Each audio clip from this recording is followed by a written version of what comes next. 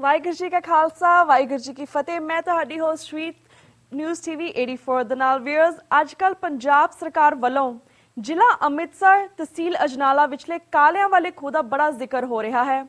ਉਹਨਾਂ ਨੂੰ ਸ਼ਹੀਦ ਦਾ ਰੁਤਬਾ ਵੀ ਦੇ ਦਿੱਤਾ ਗਿਆ ਹੈ ਤੇ ਉਹਨਾਂ ਦੀ ਯਾਦਗਾਰ ਬਣਾਉਣ ਦੀ ਵੀ ਗੱਲ ਹੋ ਰਹੀ ਹੈ, ਪਰ ਕਿਸੇ ਨੇ ਵੀ ਇਤਿਹਾਸਿਕ ਤੱਥ ਜਾਣਨ ਦੀ ਕੋਸ਼ਿਸ਼ ਨਹੀਂ ਕੀਤੀ ਕਿ ਇਹ ਤਾਂ ਉਹੀ ਪੂਰਵੀਆਂ ਹਨ ਜਿਨ੍ਹਾਂ ਨੇ ਅੰਗਰੇਜ਼ਾਂ ਦੀ ਫੌਜ ਵਿੱਚ ਆ ਕੇ 1846 ਵਿੱਚ ਪੰਜਾਬ ਨੂੰ ਗੁਲਾਮ ਬਣਾਇਆ। ਅਸੀਂ ਸਿੱਖ ਸ਼ਹੀਦਾਂ ਨੂੰ ਤਾਂ ਮਾਨਤਾ ਦੇਣ ਨੂੰ ਤਿਆਰ ਨਹੀਂ, ਪਰ ਦੂਸਰੇ ਪਾਸੇ ਬਿਨਾਂ ਤੱਥਾਂ ਦੀ ਪੜਤਾਲ ਕੀਤਿਆਂ ਸਭ ਕੁਝ ਨਿਸ਼ਾਵਰ ਕਰਨ ਨੂੰ ਤਿਆਰ ਹੋ ਜਾਂਦੇ ਹਾਂ। ਇਸ ਸੰਬੰਧੀ ਅੱਜ ਅਸੀਂ ਗੱਲਬਾਤ ਕਰਾਂਗੇ ਪ੍ਰਮੁੱਖ ਇਤਿਹਾਸਕਾਰ ਅਤੇ ਸਿੱਖ ਸਕਾਲਰ ਸਰਦਾਰ ਗੁਰਤੇਜ ਸਿੰਘ ਜੀ ਨਾਲ, ਸਾਬਕਾ IAS ਆਫਿਸਰ। ਅਸੀਂ ਦਰਸ਼ਕਾਂ ਨੂੰ ਇਹ ਵੀ ਦੱਸਣਾ ਚਾਹੁੰਦੇ ਹਾਂ ਕਿ ਪਿਛਲੇ ਦਿਨਾਂ ਵਿੱਚ ਸਰਦਾਰ ਗੁਰਤੇਜ ਸਿੰਘ ਜੀ ਨੇ ਕਾਲਿਆਂ ਵਾਲੇ ਖੂਹ ਸੰਬੰਧੀ ਇੱਕ ਬੜਾ ਖੋਜ ਭਰਪੂਰ ਲੇਖ ਲਿਖਿਆ, ਜਿਸ ਨੂੰ ਪੰਥਕ ਹਲਕਿਆਂ ਵਿੱਚ ਕਾਫੀ ਸਰਾਇਆ ਗਿਆ ਹੈ। ਹੁਣ ਅਸੀਂ ਸਰਦਾਰ ਗੁਰਤੇਜ ਸਿੰਘ ਜੀ ਨਾਲ ਗੱਲਬਾਤ ਕਰਦੇ ਹਾਂ, ਜਿਹੜੇ ਸਾਡੇ ਨਾਲ ਫੋਨ ਲਾਈਨ ਤੇ ਜੁੜ ਚੁੱਕੇ ਨੇ ਚੰਡੀਗੜ੍ਹ ਤੋਂ। ਜੀ ਸਰਦਾਰ ਸਾਹਿਬ, ਵਾਹਿਗੁਰੂ ਜੀ ਕਾ ਖਾਲਸਾ ਵਾਹਿਗੁਰੂ ਜੀ ਕੀ ਫਤਿਹ। ਵਾਹਿਗੁਰੂ ਜੀ ਕੀ ਫਤਿਹ। ਸਰਦਾਰ ਸਾਹਿਬ, ਜਿਵੇਂ ਅਸੀਂ ਇੰਟਰੋਡਕਸ਼ਨ ਦੇ ਵਿੱਚ ਕਿਹਾ ਕਿ ਤਹਿਸੀਲ ਅਜਨਾਲਾ ਵਿਖੇ ਕਾਲਿਆਂ ਵਾਲੇ ਖੂਹ ਨੂੰ ਸ਼ਹੀਦੀ ਖੂਹ ਬਣਾ ਦਿੱਤਾ ਗਿਆ ਹੈ ਅਤੇ ਪੰਜਾਬ ਸਰਕਾਰ ਨੇ ਇਹ ਐਲਾਨ ਵੀ ਕੀਤਾ ਹੈ ਕਿ ਉੱਥੇ ਸ਼ਹੀਦੀ ਯਾਦਗਾਰ ਬਣਾਈ ਜਾਵੇਗੀ। ਇਹ ਤੱਥ ਵੀ ਸਾਹਮਣੇ ਆਏ ਹਨ ਕਿ 1857 ਵਿੱਚ ਮਾਰੇ ਜਾਣ ਵਾਲੇ ਇਹ ਪੂਰਵੀ ਉਹੀ ਸਨ ਜਿਨ੍ਹਾਂ ਨੇ 1846 ਵਿੱਚ ਸਿੱਖਾਂ ਦੇ ਖਿਲਾਫ ਸਵਰਾਵਾਂ, ਮੁਦਕੀ ਅਤੇ ਫਿਰੋਜ਼ ਸ਼ਾਹ ਦੀ ਲੜਾਈ ਅੰਗਰੇਜ਼ੀ ਫੌਜ ਦਾ ਹਿੱਸਾ ਬਣ ਕੇ ਲੜੀ ਸੀ ਅਤੇ ਪੰਜਾਬੀਆਂ ਤੇ ਉਸ ਵੇਲੇ ਬਹੁਤ ਜ਼ੁਲਮ ਕੀਤੇ ਸਨ।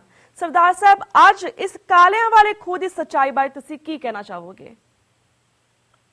ਜੀ, ਕਾਲਿਆਂ ਵਾਲੇ ਖੂਹ ਦੀ ਸੱਚਾਈ ਦੇ ਬਾਰੇ ਮੈਂ ਕਾਫੀ ਡਿਟੇਲ ਦੇ ਵਿੱਚ ਲਿਖ ਚੁੱਕਿਆ ਜੀ, ਔਰ ਇਸ ਦੇ ਬਾਰੇ ਹਰ ਇੱਕ ਚੀਜ਼ ਸਾਨੂੰ ਜੋ ਇਨਫੋਰਮੇਸ਼ਨ ਚਾਹੀਦਾ ਹੈ ਉਹ ਸਾਡੇ ਵਾਸਤੇ ਅਵੇਲੇਬਲ ਹੈ।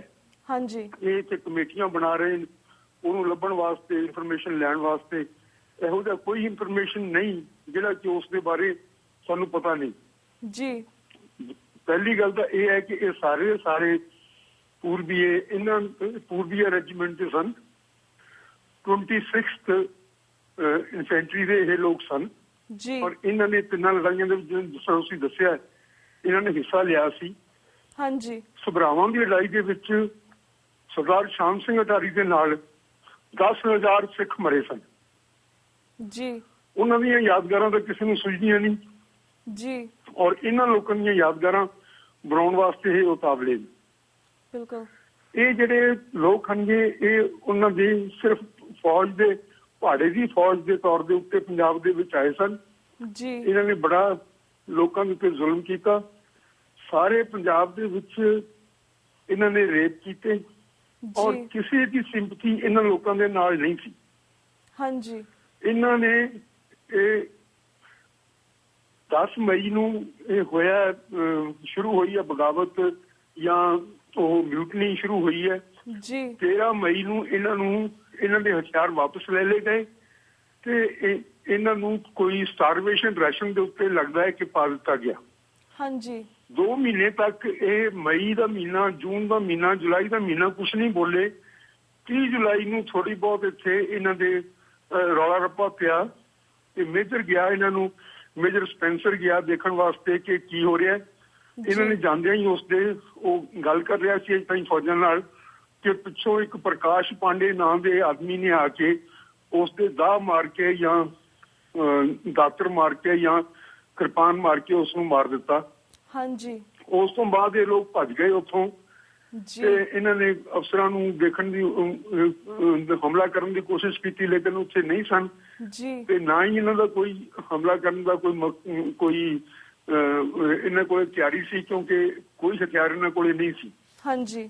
ਇਸ ਤੋਂ ਬਾਅਦ ਜਿਹੜਾ ਰੈਜੀਮੈਂਟ ਦਾ ਚੈਪਲਨ ਸੀ ਫਾਦਰ ਫਾਰਰ, ਉਹਦੇ ਵੱਲ ਗਏ ਨੇ, ਉਹ ਵੀ ਪਿਛਲੇ ਪਾਸਿਓਂ ਘਰ ਦੇ ਵਿੱਚੋਂ ਬੱਗੀ ਲੈ ਕੇ ਭੱਜ ਗਿਆ ਜੀ। ਤਾਂ ਇਹ ਲੋਕ ਉੱਥੋਂ ਨਿਕਲੇ ਛਾਉਣੀ ਦੇ ਵਿੱਚੋਂ, ਮੀਆਂ ਮੀਰ ਛਾਉਣੀ ਲਾਹੌਰ ਦੇ ਵਿੱਚ ਸਨ।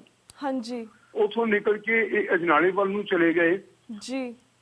ਬਾਅਦ ਦੇ ਵਿੱਚ ਨਾਕਾਬੰਦੀ ਕੀਤੀ ਇਹਨਾਂ ਲੋਕਾਂ ਨੇ ਤੇ ਸਭਰਾਵਾਂ ਵੱਲ ਨੂੰ ਹਰੀਕੇ ਪੱਤਨ ਦੇ ਉੱਤੇ ਨਾਕਾਬੰਦੀ ਕੀਤੀ ਗਈ। ਹਾਂਜੀ। ਲੇਕਿਨ ਇਸ ਤਰਫ ਇਹ ਨਹੀਂ ਆਏ ਜੀ।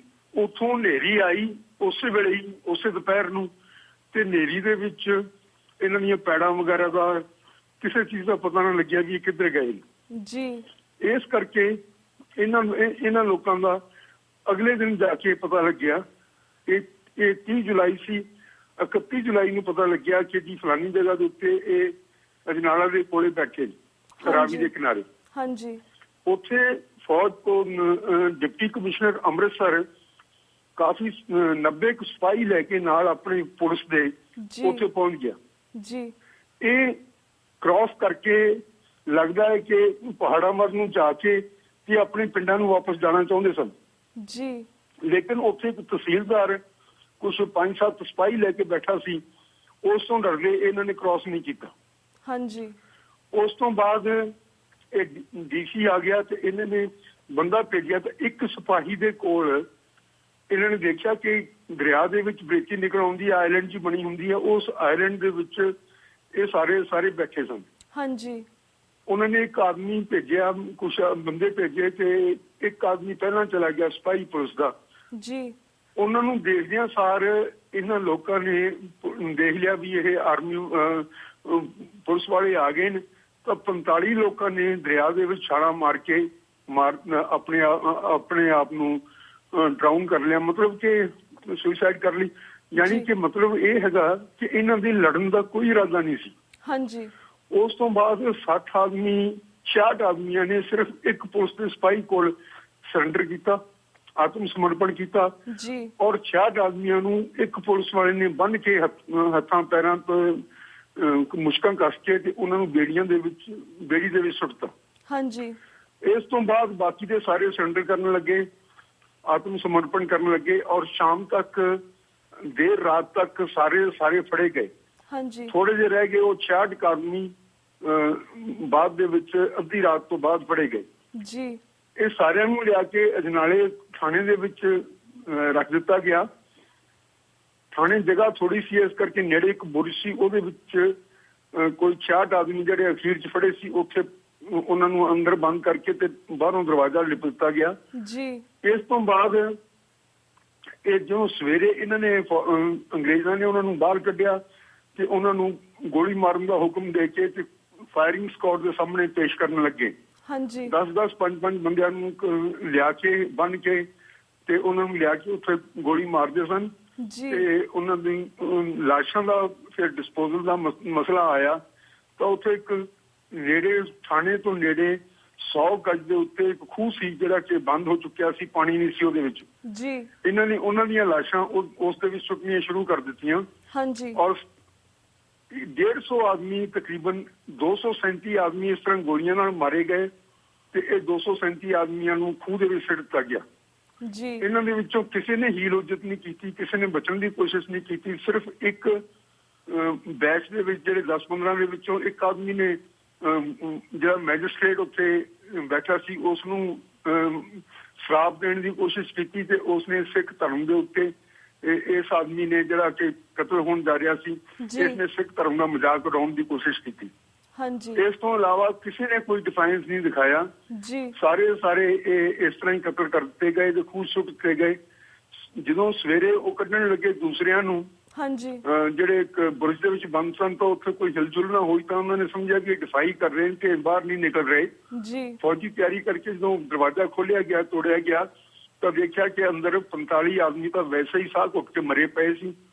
ਉਹਨਾਂ ਨੂੰ ਲੈ ਕੇ ਨੇੜੇ ਕਿਤੇ ਕੋਈ ਉੱਥੇ ਟੋਆ ਸੀ ਉਹਦੇ ਸੁੱਟਤਾ ਗਿਆ। ਉਹਨਾਂ ਦੀਆਂ ਲਾਸ਼ਾਂ ਇੱਥੇ ਨਿਕਲਣੀਆਂ ਜੀ। ਇਹਨਾਂ ਨੂੰ ਚਾਹੀਦਾ ਕਿ ਉਹ ਵੀ ਲੱਭ ਲੈਣ।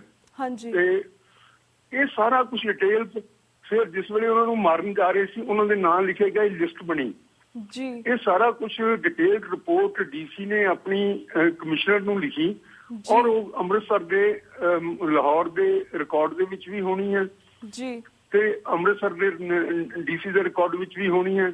ਸਾਰਿਆਂ ਦੀਆਂ ਲਿਸਟਾਂ ਛਪੀਆਂ ਹੋਈਆਂ ਨੇ। ਰੈਜੀਮੈਂਟ ਜਿਹੜੀ ਹੈਗੀ ਉਸ ਦੀ ਭਰਤੀ ਦੇ ਵਿੱਚ ਇਹਨਾਂ ਦੇ ਨਾਂ, ਪਤੇ ਸਾਰੇ ਕੁਝ ਹੋਣਾ ਹੈ ਜੀ। ਲੇਕਿਨ ਇਹ ਪਤਾ ਨਹੀਂ ਕਿਸ ਤਰ੍ਹਾਂ ਦੇ ਆਪਣੇ ਲੋਕ ਹਨ ਕਿ ਇਹਨਾਂ ਨੇ ਹੁਣ ਬਣਾਇਆ ਇਸ ਨੂੰ ਇੱਕ ਬਹੁਤ ਵੱਡਾ ਇਸ਼ੂ ਬਣਾਉਣਾ ਚਾਹੁੰਦੇ ਆ, ਸ਼ਹੀਦਾਂ ਦੇ ਦਰਜੇ ਦੇਣੇ ਚਾਹੁੰਦੇ ਆ ਤੇ ਇਸ ਕਰਕੇ ਬਸ ਹਿਸਟੋਰੀਅਨ ਦੀ ਕਮੇਟੀ ਬਣਾ ਕੇ ਕੋਈ ਐਸੀ ਚੀਜ਼ ਨਹੀਂ ਜਿਹੜੀ ਇਸ ਦੇ ਬਾਰੇ ਅਸੀਂ ਨਹੀਂ ਜਾਣਦੇ। ਫਿਰ ਅੰਗਰੇਜ਼ਾਂ ਨੇ ਉੱਥੇ ਲਿਖ ਕੇ ਇੱਕ ਫੱਟਾ ਲਾਇਆ, ਬੋਰਡ ਲਾਇਆ ਜਿਹਦੇ ਉੱਤੇ ਪੰਜਾਬੀ, ਅੰਗਰੇਜ਼ੀ, ਫਾਰਸੀ ਦੇ ਵਿੱਚ ਸਾਰਾ ਕੁਝ ਲਿਖ ਕੇ ਲਾਇਆ ਵੀ ਇੱਥੇ ਕੀ ਹੋਇਆ ਸੀ ਔਰ ਉਹ ਫੱਟਾ ਉੱਥੇ ਅੱਜ ਤੱਕ ਰਿਹਾ। ਹੁਣ ਇਹ ਪਤਾ ਨਹੀਂ ਕੀ ਇਹ ਲੱਭਣਾ ਚਾਹੁੰਦੇ ਇਹਦੇ ਵਿੱਚੋਂ ਜੀ। ਸ਼ਾਇਦ ਇਲੈਕਸ਼ਨ ਦੇ ਵਿੱਚ ਪ੍ਰਭਾਵ ਪਾਉਣ ਵਾਸਤੇ ਤੇ ਸ਼ਾਇਦ ਸਿੱਖਾਂ ਦੀਆਂ ਕੁਰਬਾਨੀਆਂ ਨੂੰ ਘਟਾਉਣ ਵਾਸਤੇ ਇਹ ਲੋਕ ਇਹੋ ਜਿਹੇ ਕੰਮ ਕਰ ਰਹੇ ਆ। ਪਰ ਇਹ ਨਵੇਂ ਹੀਰੋ ਲੱਭ ਰਹੇ ਆ ਜਿਹੜੇ ਇਸ ਕੌਮ ਦੇ ਵਿੱਚ ਅਵੇਲੇਬਲ ਨਹੀਂ ਹਨ ਜੀ। ਸੋ ਹੁਣ ਕੀ ਕਹਿ ਸਕਦੇ ਆ ਆਪਾਂ, ਜੋ ਵੀ ਹੈ ਸੋ ਚੱਲ ਰਿਹਾ ਜੀ ਜੀ ਬਿਲਕੁਲ।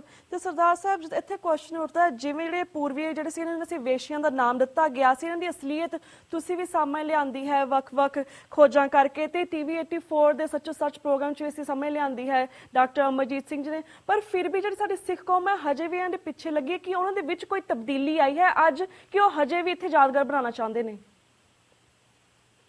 ਗੱਲ ਇਹ ਹੈਗੀ ਕਿ ਇਹ ਲੋਕ ਆਪਣੇ ਆਪ ਦੇ ਉੱਤੇ, ਜਿਹੜੇ ਸਾਡੀ ਸਰਕਾਰ ਹੈ ਜੀ, ਇਹ ਆਪਣੇ ਬਲਬੂਤੇ ਰਾਜ ਨਹੀਂ ਕਰ ਰਹੇ, ਕਿਸੇ ਹੋਰ ਦੇ ਬਲਬੂਤੇ। ਔਰ ਉਹ ਜਿਹੜੀ ਕੌਮ ਹੈ ਜਿਸ ਦੇ ਬਲਬੂਤੇ ਰਾਜ ਕਰ ਰਹੇ ਨੇ, ਸਥਾਈ ਸਾਡੀ ਸੱਭਿਆਚਾਰਕ ਬਹੁ ਗਿਣਤੀ, ਉਹਨਾਂ ਦੇ ਕੋਲ ਹੀਰੋਜ਼ ਦਾ ਅਕਾਲ ਹੈ। ਹਾਂਜੀ, ਉਹਨਾਂ ਦੇ ਕੋਲ ਹੀਰੋਜ਼ ਹੈ ਨਹੀਂ।